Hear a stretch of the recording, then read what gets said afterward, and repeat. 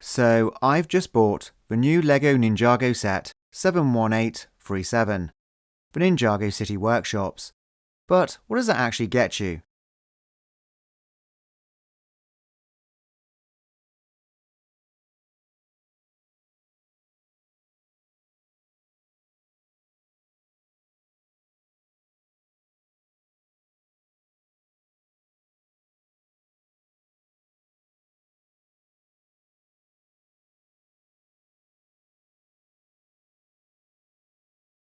Well, you get a load of numbered paper bags, 27 to be exact.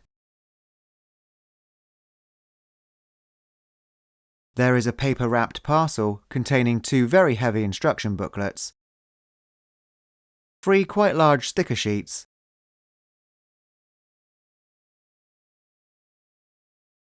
and of course a 32 by 32 base plate for the whole structure to stand on. So why not join me over the next few days as I build this ninja-inspired section of city? And don't forget to like, follow or subscribe, because after I've finished building, I will be combining the workshops with all the other released Ninjago City modulars to see how it looks.